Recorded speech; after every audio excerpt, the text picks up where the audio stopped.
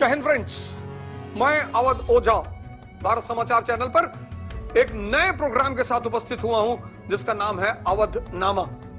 सौभाग्य से यह नाम मेरे नाम से मिलता है, लेकिन चूंकि यह प्रोग्राम अवध की धरती से शुरू हुआ, लखनऊ से, यह भी एक उद्देश्य है इस प्रोग्राम के नामकरण के पीछे।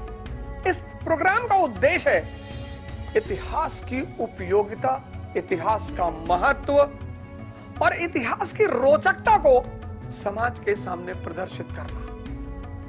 भारत समाचार ने इस प्रोग्राम का जो मुख्य उद्देश्य रखा है कि आज भारत के समाज में जो शंकाएं हैं, जो एक दूसरे के प्रति ईर्ष्या है, दुविधाएं हैं, उस पर प्रकाश डालने का प्रयास किया जाए।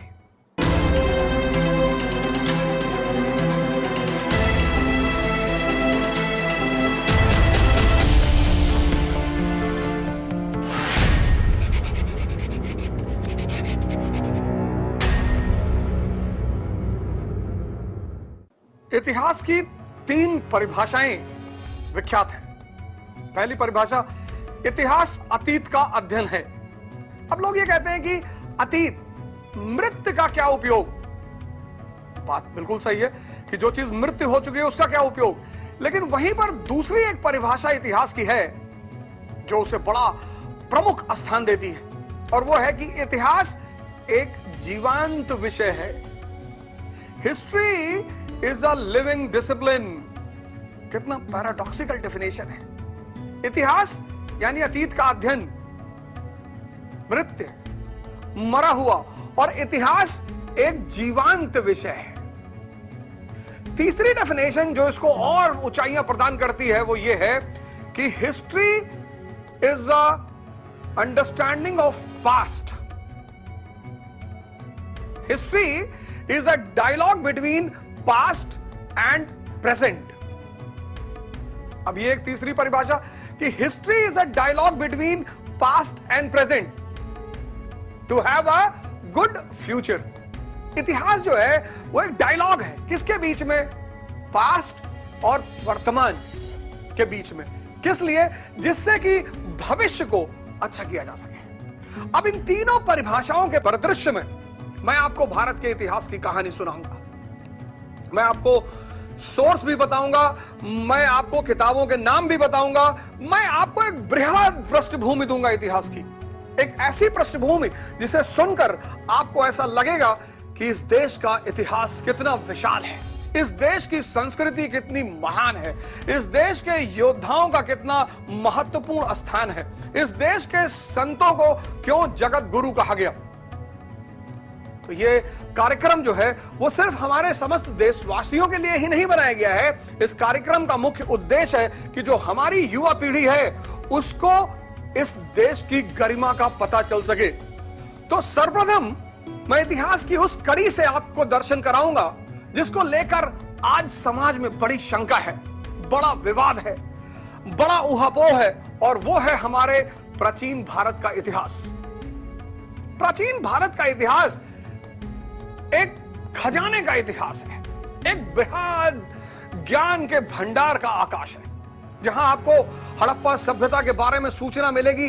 जब अंग्रेज भारत आए और उन्होंने कहा कि we are on civilizing mission, हम भारत को सभ्य बनाने आए हैं। भारत को सभ्य बनाने, भारत का मतलब ज्ञान। ये उनके शासक का एक आधार स्तंभ था कि हम भारत को सभ्य बनाने आए हैं। सभ्य, आप जिस देश में सिंधु सभ्यता के समय इस बात का एहसास था कि सड़कें कैसी बननी चाहिए, जिस देश को इस बात का ज्ञान था कि शहर कैसा बसाना चाहिए, देश को इस बात का ज्ञान था कि ईंट कितने पैमाने पर होनी चाहिए, पक्की होनी चाहिए कि कच्ची होनी चाहिए, जिसकी मानकता किसी भी क्षेत्र में, राजनीति के क्षेत्र में, संस्कृति के क्षेत्र में, व्यापार के क्षेत्र में आज भी, ये जेट युग, ये इंटरनेट का युग, ये 5G का युग, ये आज भी उस मानकता को तोड़ नहीं सका है। उस भारत का इतिहास, उस भारत का इतिहास जहां चंद्रगुप्त मौर्य एक सामान्य परिवार से निकलता है। सामान्य इतिहासकार अगर बहुत गौर दें, बहुत निष्पक्ष होकर बोले, तो हम ये बता ही नहीं सकते कि वो किस वर्ण के हैं, वो किस जाति के हैं। एक ऐसा व्यक्ति, एक सामान्य व्यक्ति जिसकी सूचना हमें मिलती है कि शायद चरवाहे का बेटा, और उस व्यक्ति की योग्यता आज हमारे देश के युवा ग्रेजुएशन, पोस्ट ग्रेजुएशन, इंजीनियरिंग, डॉक्टरी, आईआईएम करके डिप्रेशन का शिकार है। और वो चंद्रगुप्त मौर्य जिसके पृष्ठभूमि का पता नहीं, उस चंद्रगुप्त मौर्य को एक सही डायरेक्टर मिलता है। डायरेक्टर मतलब वो नहीं जो आपको कैमरे के सामने घुमा रहा है। डायरेक्टर मतलब वो व्यक्ति जो आपकी जिंदगी को दिशा दे रहा है। वो व्यक्ति आपके माँ बाप हो सकते हैं, वो व्यक्ति आपका गुरु हो सकता है, वो व्यक्ति आपका मित्र हो सकता है, आपका पति हो सकता है। डायरेक्टर, और वो बनता है चंद्रगुप्त मौर्य। उसी परिवार में आगे बढ़ते हुए एक ऐसे राजा का स्थान है अशोक महान। इस शब्द पर चर्चा करेंगे जब हम अशोक पर आएंगे। महान, बड़ा प्यारा शब्द, अशोक महान। चंद्रगुप्त मौर्य और अशोक के साथ साथ भारत का इतिहास आपको बताएगा उस समृद्ध गरिमा के बारे में जिसमें हमारे बहुत सारे लोग शायद उस गरिमा से अनभिज्ञ हैं। यह देश विज्ञान जानता है मानव को भगवान बनाने का। उपनिषदों का देश, उपनिषदों को, बुद्ध का देश, महावीर का देश, प्राचीन भारत, बुद्ध जिसको पश्चिम को भी लाइट ऑफ एशिया कहना पड़ा। वो समुद्रगुप्त को तो भारत का नेपोलियन कहते हैं, वो चाणक्य को तो भारत का मैकियावेली कहते हैं, लेकिन वो बुद्ध को भारत का जीसस नहीं कह पाए। इतना महान व्यक्तित्व, इतनी बड़ी गरिमा बुद्ध की कि उन्हें मजबूरन बुद्ध को लाइट ऑफ एशिया कहना पड़ा। पतंजलि, पतंजलि जिसके योग सूत्र ने इस दुनिया को एक नया जीवन दिया, एक ऐसी रास्ता दिया, एक ऐसा राह दिया जिस पे आज पूरी दुनिया निर्भर कर रही है। हम आगे देखेंगे, हम जब मौर्योत्तर काल में पहुंचेंगे तो हम देखेंगे कि विदेशी आक्रमण, हालांकि विदेशी आक्रमण भारत के लिए कोई नई चीज नहीं है, कि जब भी आपका संगमरमर का महल झोपड़पट्टी के बीच में होगा तो जिस दिन भी आप कमजोर पड़ेंगे, ये झोपड़पट्टी के लोग आपके घर में कूदेंगे। ये सीखने का विषय है, ये समझने का विषय है, ये जानने का विषय है। शक, कुषाण भारत की तरफ बढ़ रहे हैं और तब भारत के राजाओं ने डटकर सबका सामना किया। जो भारत में आ सके, रह सके, वो भी भारतीय संस्कृति से अछूते नहीं रहे। इतनी महिमा भारतीय संस्कृति की। मेनेंडर बुद्ध के प्रभाव से नहीं बच सका। उसी पर एक बड़ी फेमस किताब है मिलिंद पन्हो, क्वेश्चंस ऑफ मेनेंडर, हम उस पर भी चर्चा करेंगे। मौर्योत्तर काल भारत की आर्थिक उन्नति का चरमोत्कर्ष का काल। प्राचीन भारत, आर्थिक उन्नति, रोम से व्यापार, मध्य एशिया से व्यापार, पश्चिम एशिया से व्यापार, अति उन्नति, सोने का प्रवाह। आखिर ये सब कैसे संभव हुआ? गुप्त काल में हम पहुंचे। गुप्त काल में हमने देखा कि वहां के महान शासकों ने न सिर्फ एक गरिमामयी इतिहास की रचना की, बल्कि भारत को समृद्ध बनाए रखा, भारत की गरिमा बनाए रखी। एक मोड़ भी आता है, उस मोड़ को समझना बहुत जरूरी है। अक्सर उस मोड़ को लेकर बहुत सारे लोग संदेह में रहते हैं। मैं तो खैर जब से हिस्ट्री, इतिहास पढ़ा रहा हूं, मुझसे बहुत सारे लोगों ने पूछा कि सर, गुप्त काल को तो स्वर्ण युग कहा जाता है भारत का। बिल्कुल कहा जाता है, लेकिन साक्ष्य, दो चीजें हैं शिक्षा में। एक है तर्क, तर्क के आधार पर किसी भी चीज को सिद्ध किया जा सकता है, लेकिन यह जरूरी नहीं है कि वो सही हो। तर्क इतना शक्तिशाली है कि तर्क के आधार पर किसी भी चीज को सिद्ध किया जा सकता है, लेकिन यह जरूरी नहीं कि वो सही हो। और दूसरी चीज है साक्ष्य। गुप्त काल के हम उस वैभव का वर्णन करेंगे, गुप्त राजाओं के वैभव का वर्णन करेंगे, लेकिन साथ साथ हम इतिहास की वो धारा जो परिवर्तित हो रही है, नगरीय क्रांति से अब गुजर रही है सामंतवाद की गलियों में। सामंतवाद शब्द सुनकर ही डर लगता है। सामंत, आज भी हमारे पत्रकार बंधु जब न्यूज़पेपरों में आर्टिकल लिखते हैं तो लिखते हैं बिहार के छत्रप, कर्नाटका के छत्रप, यूपी के सामंत। इस शब्द का इतना भार रहा है सामंतवाद की गलियों में। और गुप्त काल के पश्चात जब हम हर्षवर्धन के युग में पहुंचते हैं तो हम पूरा युग परिवर्तित देखते हैं। स्त्री की खराब दशा, सती प्रथा, बाल विवाह को बढ़ावा, स्त्री की शिक्षा का अंत, स्त्री की शिक्षा का पतन, जाति प्रथा। हमारे मित्रों को यह भ्रम है कि वर्ण व्यवस्था और जाति व्यवस्था एक है। बिल्कुल नहीं, बिल्कुल नहीं। वर्ण व्यवस्था का जन्म हुआ उत्तर वैदिक काल में और जाति व्यवस्था का जन्म हुआ गुप्तोत्तर काल में। हर्षवर्धन का काल, भारत का एक महान शासक जो भारत की गरिमा को बचाए रखना चाहता है, उसका काल जिस बात के लिए सबसे ज्यादा प्रसिद्ध है वो है चीनी यात्री हुएनसांग। उसके बारे में भी मैं आपको बताऊंगा। उसके बाद राजपूत काल, सामंतवाद का चरमोत्कर्ष। मौर्योत्तर काल, नगरीयकरण का चरमोत्कर्ष, नगरीयकरण। राजपूत काल, सामंतवाद का चरमोत्कर्ष। और यहीं पर भारत का इतिहास फिर एक नए मोड़ पर आकर खड़ा होता है। तुर्कों का आक्रमण शुरू होता है और वहीं से शुरू होती है मध्यकाल की रूपरेखा। लेकिन इससे पहले कि हम मध्यकाल में आए, मैं अब शुरू करूंगा प्राचीन काल के इतिहास की, जिसकी धारा मैं शुरू करूंगा वैदिक काल से। तो हम शुरुआत कर रहे हैं भारत के प्राचीन इतिहास की, और उस प्राचीन इतिहास में मैं आपको सुनाने जा रहा हूं वैदिक काल का इतिहास। वैदिक काल, नाम में ही वेद आ रहा है। वेद यानी अपौरुषे, बाइबल यानी अपौरुषे, कुरान यानी अपौरुषे, आदि ग्रंथ यानी अपौरुषे। आपको जानकर यह हैरानी नहीं होती कि अपौरुषे, इन सारी किताबों को अपौरुषे क्यों कहा जाता है? उसके पीछे क्या मकसद रहा होगा? उसके पीछे क्या उद्देश्य रहा होगा? उद्देश्य बड़ा महान था। आधुनिक युग और आधुनिक युग से पहले, मतलब जिस युग में आप रह रहे हैं और जिस युग में वैदिक काल के लोग रहते थे, यानी प्राचीन और मध्यकाल जिसको हम कहते हैं, हम पूरे इतिहास को दो भाग में बांटेंगे, एक पूर्व आधुनिक काल, एक आधुनिक काल। तो जब भी मैं आपसे कहूंगा पूर्व आधुनिक काल, उसका मतलब होगा प्राचीन काल और मध्यकाल।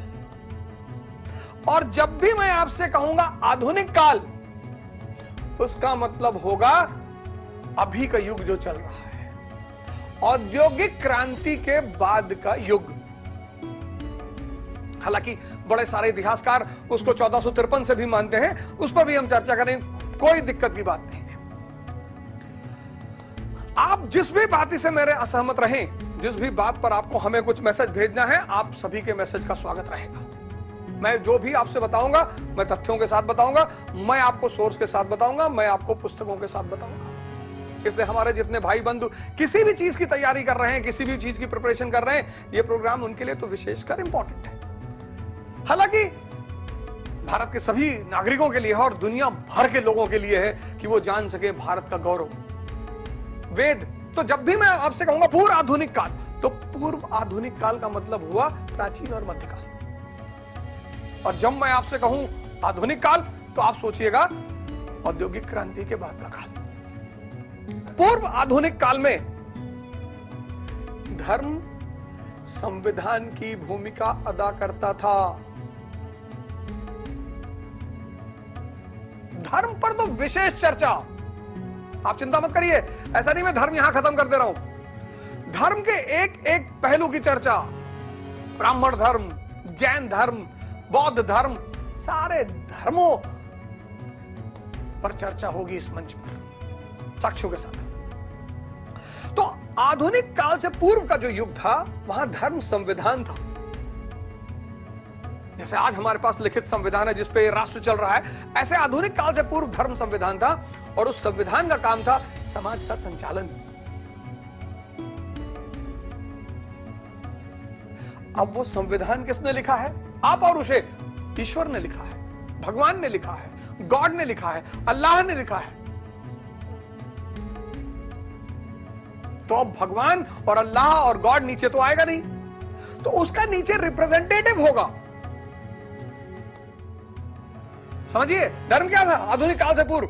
संविधान था, और वो अपौरुषेय है। धार्मिक ग्रंथ अपौरुषेय है, पुरुष द्वारा रचित नहीं है, अपौरुषेय, ईश्वर द्वारा रचित, भगवान द्वारा रचित, अल्लाह द्वारा रचित। तो अब उस भगवान का रिप्रेजेंटेटिव भी नीचे होगा, तो वो कौन होगा? राजा। इसीलिए आधुनिक काल से पूर्व राजा को भगवान का प्रतिनिधि कहा गया। अशोक ने क्या उपाधि ली? देवानाम पियदसी, मैं देवताओं का प्रिय। गुप्तों ने क्या उपाधि ली? परम भागवत।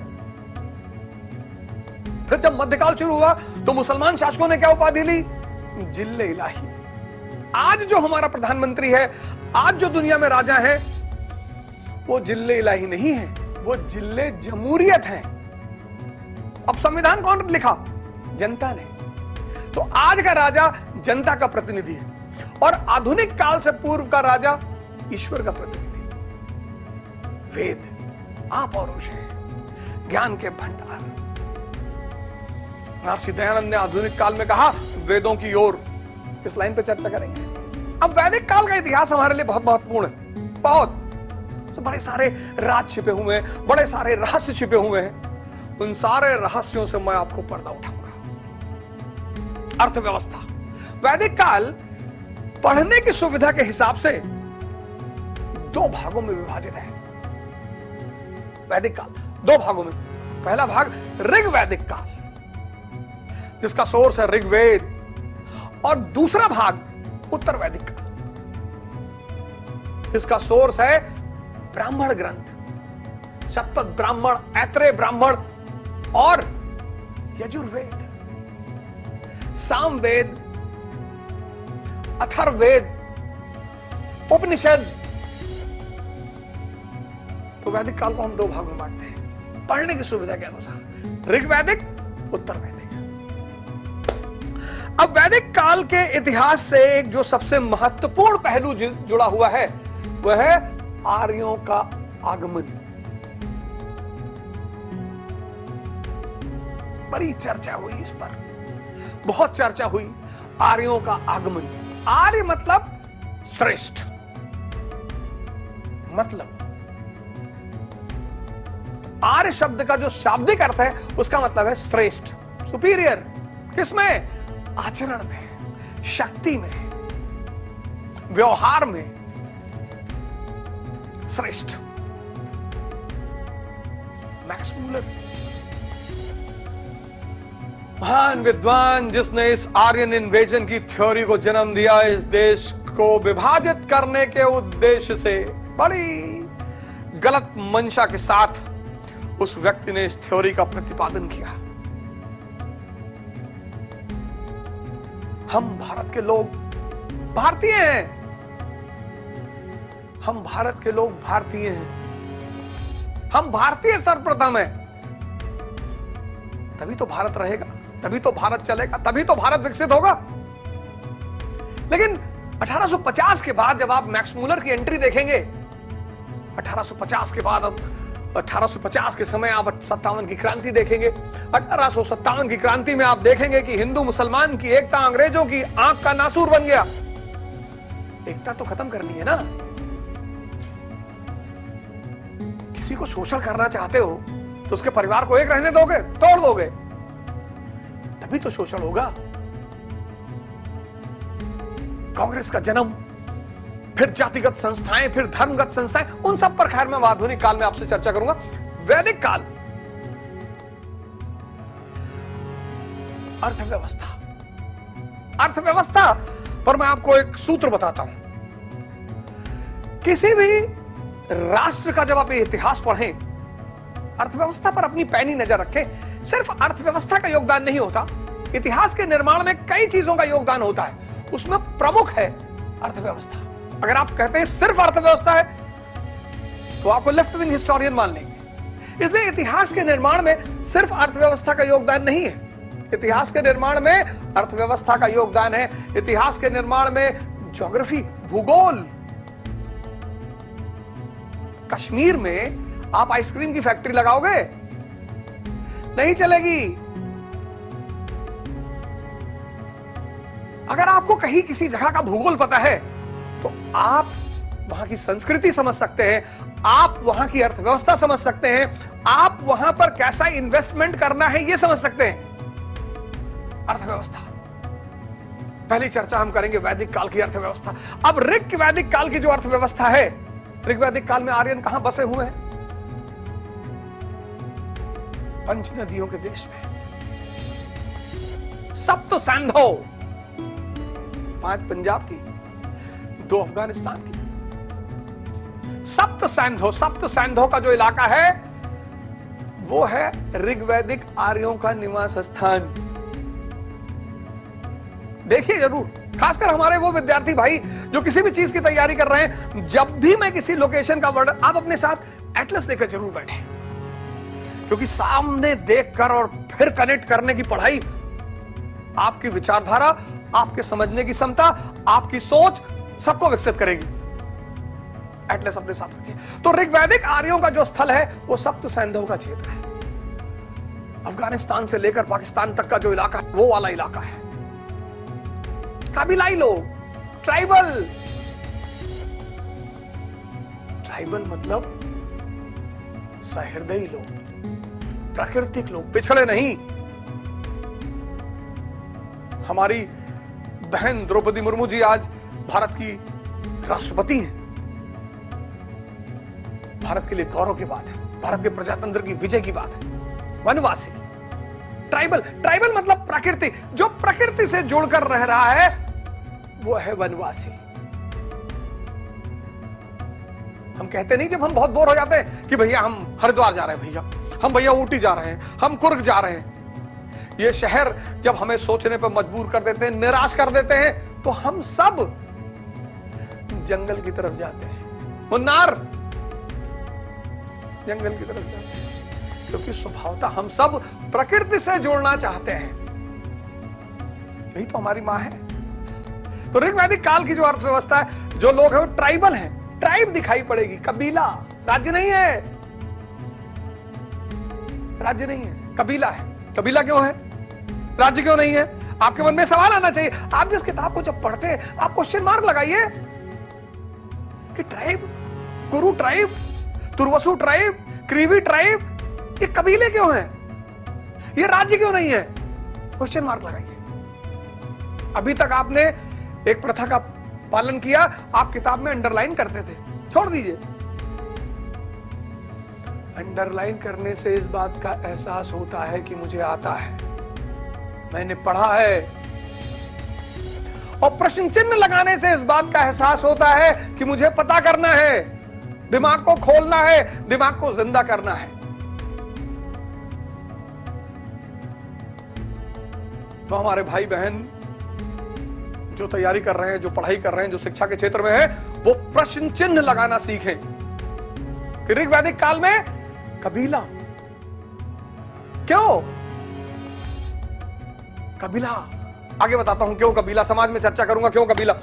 तो ऋग्वैदिक काल की जो अर्थव्यवस्था है कबीलाई अर्थव्यवस्था है। भरण पोषण, सबसिस्टेंस इकोनॉमी। जैसे आप कहेंगे जैसे रिक्शे वाले की इकोनॉमी, भरण पोषण। जैसे एग्जांपल दे रहा हूं, जैसे बेचारा 400 रुपया डेली कमाता है और 400 डेली उसके ऊपर खर्चा है। क्वेश्चन मार्क लगाइए। जहां आपने पढ़ा ना कि भारत ऋग्वैदिक अर्थव्यवस्था कबीलाई अर्थव्यवस्था है, पशुचारण अर्थव्यवस्था है, क्यों? यह चीज आपको सोचने पे मजबूर करेगा। क्यों? अब भूगोल देखना पड़ेगा इस बात को जानने के लिए। तो जब हम भूगोल देखेंगे आज उस क्षेत्र का, तो हम देखेंगे कृषि के लिए बहुत महत्वपूर्ण क्षेत्र नहीं है। अर्थव्यवस्था को समझना है तो भूगोल पर नजर रखिए। भाई यूरोप के लोग अमेरिका में जाके बसे, उत्तर अमेरिका में। आज उत्तर अमेरिका सुपर पावर बन गया, किसकी वजह से? भूगोल की वजह से। मुख्य भूमिका किसकी है? भूगोल की। लेकिन यूरोप के लोग अफ्रीका में भी तो जाकर बसे। इतिहास और अर्थव्यवस्था को समझना है तो उस जगह की भूगोल पर नजर रखिए। तो आप जब सप्त सैंधों का क्षेत्र आज देखेंगे, कृषि के लिए बहुत उपयोगी जगह नहीं है। दूसरी, कृषि उपकरण नहीं है, लोहे की खोज नहीं हुई। तांबे का हल बनाकर आप जमीन में डालेंगे, चलेगा ही नहीं। लकड़ी का फाल बना के आप जमीन में डालेंगे, फलाओ, चलेगा ही नहीं। तो एक तो कृषि उपयोगी जगह नहीं है, दूसरे सशक्त कृषि उपकरण नहीं है। तो फिर जीवन निर्वाह किस पर निर्भर है? पशुचारण पे, पैस्टोरल इकोनॉमी। कृषि भी नहीं है, व्यापार वाणिज्य भी नहीं है। जीवन निर्वाह सिर्फ एक चीज पे टिका हुआ है, किस पे? पैस्टोरल, पशुचारण। अब एक खेत में आप 10 कुंटल गेहूं पैदा कर ले, ज्यादा अच्छे फर्टिलाइजर और तमाम चीजों का इस्तेमाल कर ले तो 15 हो जाएगा। लेकिन पशु से सोर्स सीमित है, पशुचारण। अब कैसे कह सकते हैं कि ऋग्वैदिक अर्थव्यवस्था पशुचारण है? अब आज अरब में मुद्रा को क्या कहते हैं? Petro dollar. आज अरब में युद्ध को क्या कहते हैं? Petro war. आज अरब में समृद्ध व्यक्ति को क्या कहते हैं? पेट्रो शेख। समृद्धि का संबंध पेट्रोल से, युद्ध का संबंध पेट्रोल से। यानी वहां की अर्थव्यवस्था में जो सबसे प्रमुख चीज है वह है पेट्रोल। ऐसा ऋग्वैदिक अर्थव्यवस्था को आप देखें, ऋग्वैदिक समाज समय को देखें, तो वहां समृद्ध व्यक्ति के लिए शब्द है गोमत, जिसके पास ज्यादा गायें हैं। वहां युद्ध के लिए शब्द है गविष्टि, गायों की खोज। वहां समय के लिए शब्द है गोधुली। वहां पुत्री के लिए शब्द है दुहित्री। गौ पर आधारित अर्थव्यवस्था, ऋग्वैदिक अर्थव्यवस्था, भरण पोषण अर्थव्यवस्था।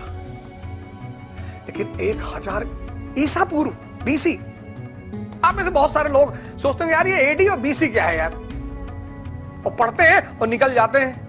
ये नहीं कि क्वेश्चन मार्क लगा दें वहीं पे कि कोई मिलेगा शिक्षक हमारे जैसा या हमसे भी बहुत अच्छा, तो उससे पूछने कि मास्टर साहब बीसी और एडी क्या है? एडी मतलब एनो डोमिनी, क्राइस्ट के बाद का समय, और बीसी मतलब बिफोर क्राइस्ट। और बिफोर क्राइस्ट की जो समयानुक्रम है, डेट है, वो डिसेंडिंग ऑर्डर में चलती है, ईसा से 5000 वर्ष पूर्व। तो 1000 ईसा पूर्व यानी 1000 बीसी में एक बहुत बड़ी घटना घट गई भारत में, लोहे की खोज। लोहे का इतना महत्वपूर्ण स्थान है हमारी संस्कृति में, चाहे विवाह हो, कोई भी कल्चरल प्रोग्राम हो, हम लोहे का इस्तेमाल जरूर करते हैं। आपने कभी गौर किया, बहुत सारे लोग तो लोहे, घोड़े की नाल जो लोहे की है वो घर के दरवाजे पे लगाते हैं, लोहे की मुंदरी पहनते हैं, और हमारी बड़ी सारे रीति रिवाजों में हाल जो प्लाव है उसको रखा जाता है। लोहे ने इस देश की तस्वीर बदल दी। लोहे ने इस देश की तस्वीर बदल दी। 1000 ईसा पूर्व लोहे की खोज, पहला साक्ष्य कहां मिला? धारवाड़, कर्नाटका, 1000 ईसा पूर्व। अब वो भारत, उत्तर भारत कैसे पहुंचा, ये तो इतिहासकार ढूंढेंगे, उन्हें ढूंढने दीजिए। जब वो मिल जाएगा कि वो उत्तर भारत कैसे पहुंचा, वो आपको बता देंगे। आप परेशान मत होइए, आप कपोल कल्पना मत करिए, पहुंचा होगा। किसी न किसी माध्यम से तो पहुंचा होगा। धारवाड़ में पहला साक्ष्य मिलता है कर्नाटका में 1000 ईसा पूर्व, और लोहे ने इस देश की तस्वीर बदल दी। कैसे? भारत जो देश है, गौर करिएगा जो मैं कहने जा रहा हूं और क्लिक करिएगा तुरंत। भारत जो देश है वो दोआबों का देश है। दोआब, गंगा यमुना दोआब, गंगा ब्रह्मपुत्र दोआब, नर्मदा तुंगभद्रा दोआब। आज आप एक काम करिए, हमारे सभी भाई बंद, आज भारत का फिजिकल मैप उठाइए और देखिए, भारत दोआबों का देश है, नदियों के बीच का स्थान, कृषि का देश, मॉनसून का देश है। मिलन मूवी आप देखिए, सावन का महीना पवन कर शोर, जियर झूमे ऐसे जैसे बनवा नाचे मोर। कितनी बारिश पर और बरसात के मौसम में कितने सारे गाने बने, लोकगीत बने। भारत दोआबों का देश है। दोआब, दोआब मतलब दो नदियों के बीच का क्षेत्र, और भारत मॉनसून का देश है। इसलिए जब भारत का आप फिजिकल मैप देखेंगे ना तो बड़ी ग्रीनरी दिखाई पड़ेगी आपको वहां पे, और लोहे ने उस ग्रीनरी को खोल दिया। उत्तर बस यहीं से, इसी 1000 ईस्वी से जब लोहे की खोज हुई, बस यहीं से कृषि अर्थव्यवस्था की शुरुआत। इसको नोट कर लीजिएगा, लोहा और कृषि अर्थव्यवस्था। लोहे ने इस देश के दोआबों को के ताले को खोल दिया। बस यहीं से भारत की अर्थव्यवस्था, भारत की राजनीति, भारत का समाज, भारत की संस्कृति, सब में परिवर्तन आना शुरू हो गया। उत्तर वैदिक काल, भारत की कृषि अर्थव्यवस्था की शुरुआत। इसका मतलब यह नहीं कि ऋग्वैदिक काल के लोग कृषि के बारे में नहीं जानते थे। ऋग्वेद का जो चौथा मंडल है, चौथा मंडल मतलब चैप्टर, ऋग्वेद का जो चौथा मंडल है वो कृषि पर बेस्ड है। अब आज क्या अफगानिस्तान के लोगों को कृषि के बारे में नहीं पता है? बिल्कुल पता है।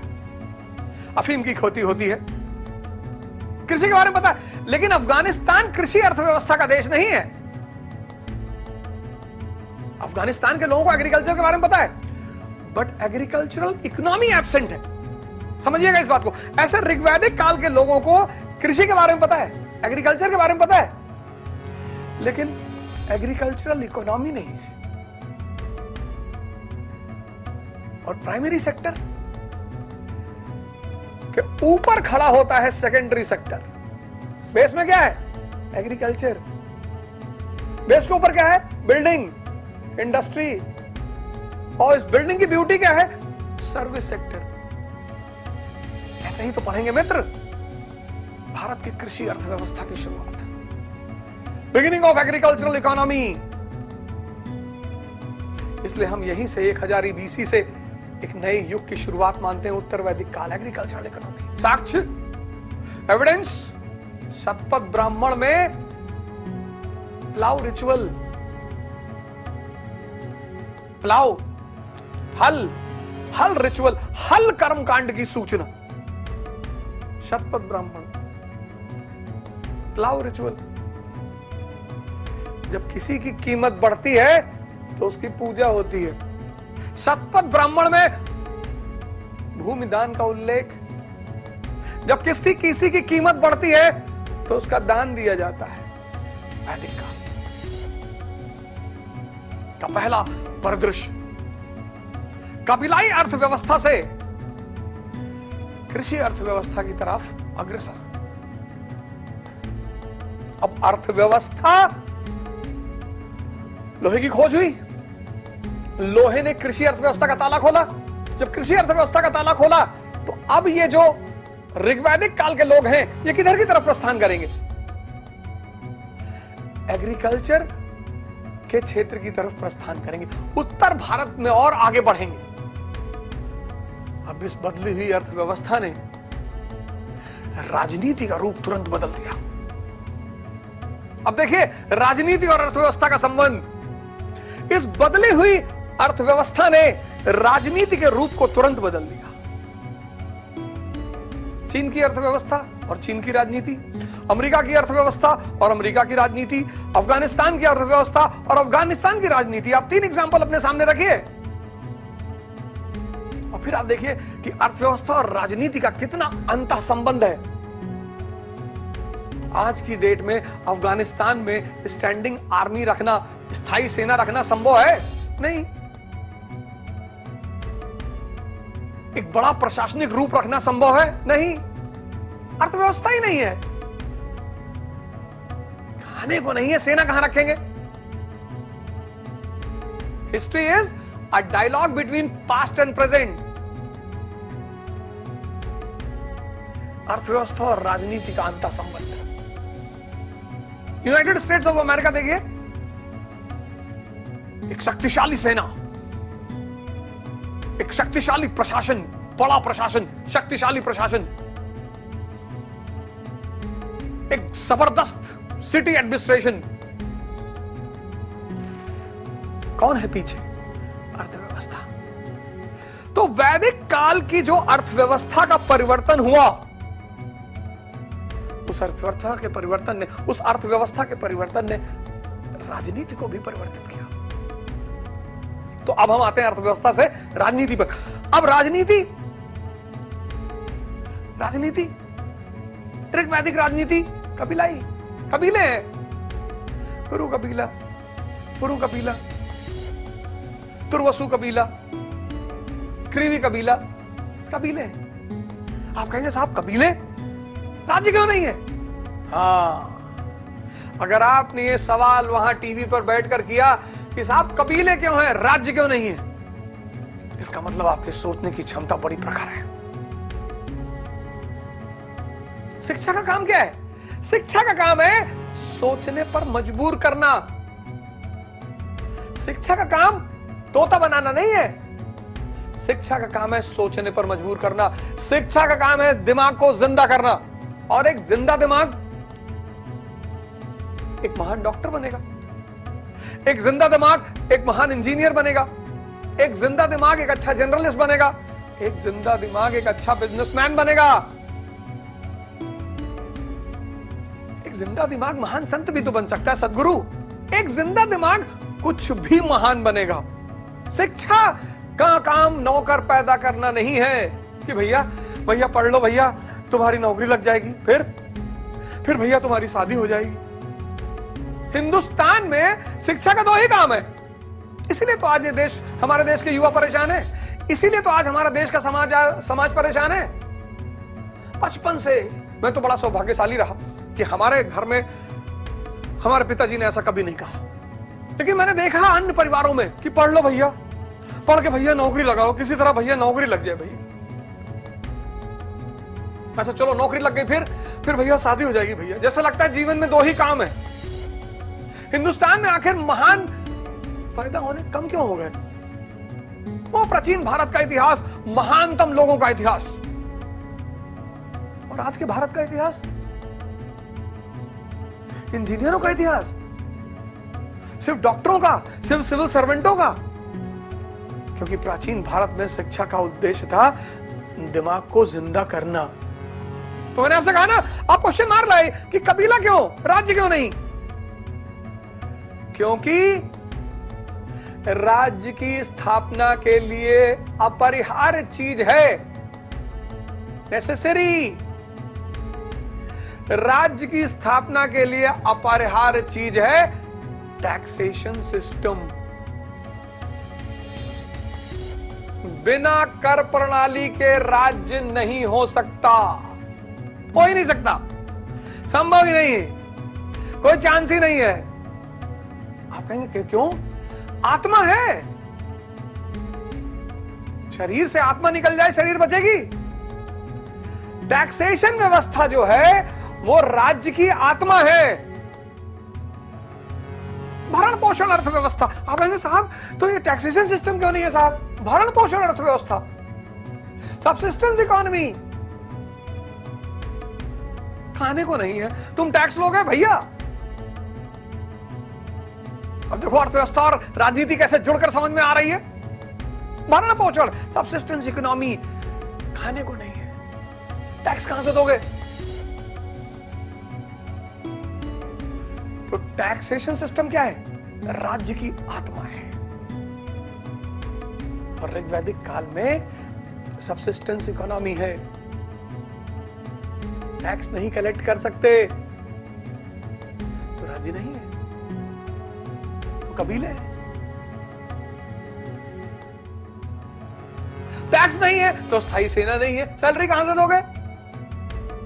टैक्स नहीं है तो बृहद प्रशासन नहीं है, एडमिनिस्ट्रेशन नहीं है। और मौर्य काल में जब मैं आऊंगा तो बताऊंगा एक लार्जर ब्यूरोक्रेसी आई नहीं यार। आप सोचोगे भैया प्रशासन, बृहद प्रशासन भी नहीं है, स्थायी सेना नहीं है,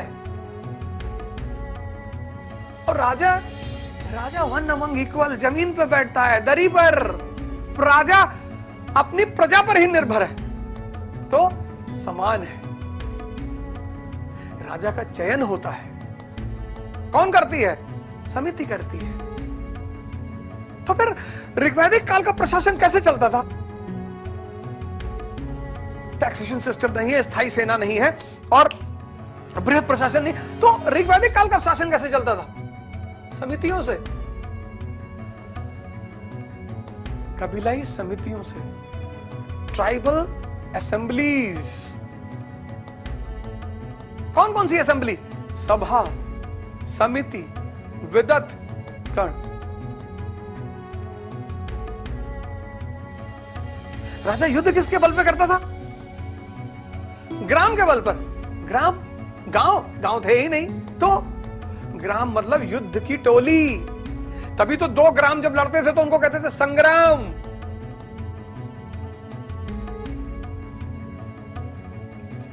तो ऋग्वैदिक काल में कबीले थे, कुरुत कबीला, तुर्वसु कबीला, क्रीवी कबीला। राजा समान, सबके समान होता था, वन अमंग इक्वल। स्थायी सेना नहीं थी, बृहद प्रशासन नहीं था, टैक्सेशन सिस्टम नहीं था। शासन किससे चलता था? समितियों से। 1000 BC में लौह क्रांति, आयरन रेवोल्यूशन। आयरन रेवोल्यूशन ने जन्म दिया एग्रीकल्चरल इकोनॉमी, अर्थव्यवस्था बदली।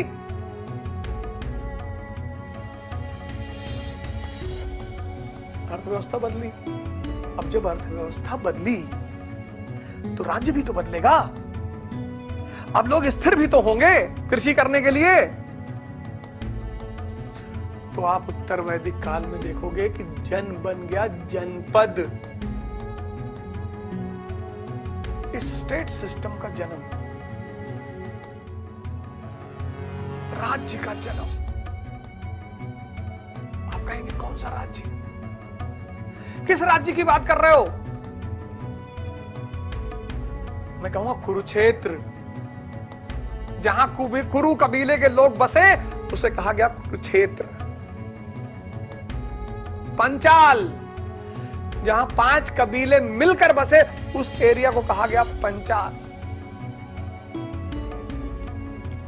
प्रवाहण जावेली, बड़ा विशेष राजा पंचाल का। दार्शनिक डिबेटों के लिए फेमस प्रवाहण जावेली। फिर जहां बहुत सारे कबीले के लोग मिल गए, अब आइडेंटिटी पैदा करना मुश्किल हो गया, पता करना मुश्किल हो गया कि कौन सा कबीला है, तो उसको कहा गया विदेह, बिना देह का। अब जब राज्य पैदा हुआ, इसका मतलब टैक्सेशन सिस्टम पैदा हो गया। बिल्कुल, कृषि अर्थव्यवस्था, व्यापार वाणिज्य, अर्थव्यवस्था में परिवर्तन, कर प्रणाली का जन्म, कर प्रणाली के जन्म से राज्य का जन्म। राज्य का जन्म, कर प्रणाली का जन्म, यानी प्रशासन का भी जन्म होगा। बिल्कुल हुआ। कबीलाई समितियां थी, वो परिषद बन गई, सभा और समिति।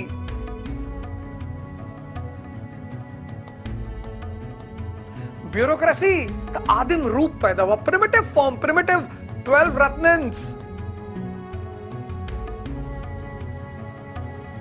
12 रत्न। अर्थव्यवस्था भी बदली, राजनीति भी बदली। देखो इतिहास का खेल। इतिहास मुर्दों का विषय नहीं है।